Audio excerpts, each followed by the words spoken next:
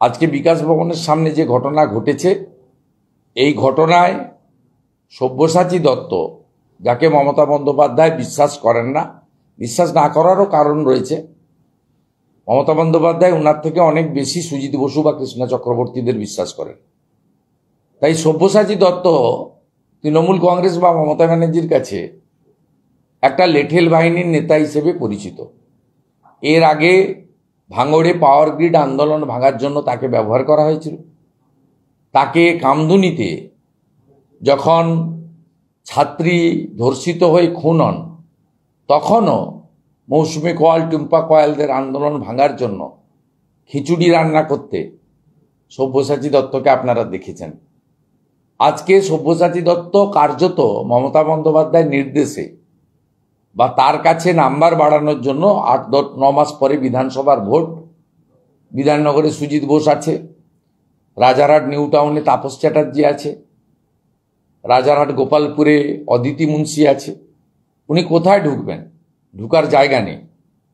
তাই তিনি তার পরিচিত গুন্ডা, এরা কেউ তার ওয়ার্ডের লোক নয়, নিউ টাউন থেকে ভাড়া করে নিয়ে এসে শিক্ষকদের উপরে, শান্তিপূর্ণ আন্দোলনের উপরে বেপরোয়া আক্রমণ করেছে।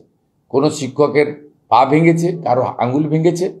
তারা যেহেতু অরাজনৈতিক আন্দোলন করছেন, রাজনীতির প্রবেশ চান না, আমরা আফটার অল রাজনীতির লোক, তাই সরাসরি ফিজিক্যালি সেখানে গিয়ে সাপোর্ট দেওয়ার আমাদের ইচ্ছা থাকলেও সুযোগ নেই বা আমরা চাইও না, যেহেতু তারা অরাজনৈতিকভাবে আন্দোলন করতে চান। একটু আগেও তারা বলেছেন যে আমরা অরাজনৈতিকভাবে আন্দোলন করতে চাই। আমি এই শিক্ষকদের উপরে পুলিশের সামনে, কয়েকশো পুলিশের সামনে মমতা বন্দ্যোপাধ্যায়ের নির্দেশে সব্যসাচী দত্ত তার বিধানসভার টিকিট পাকা করার জন্য লেঠেল বাহিনীকে দিয়ে যেভাবে ভাঙড়ের পাওয়ার গ্রিড কামদুনির পরে আবার তৃতীয়বার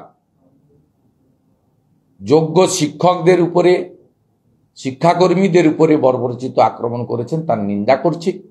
এবং শিক্ষক সমাজ, আন্দোলনকারীরা যে কোনো ধরনের সাহায্য চাইলে, সহযোগিতা চাইলে ভারতীয় জনতা পার্টিও আছে।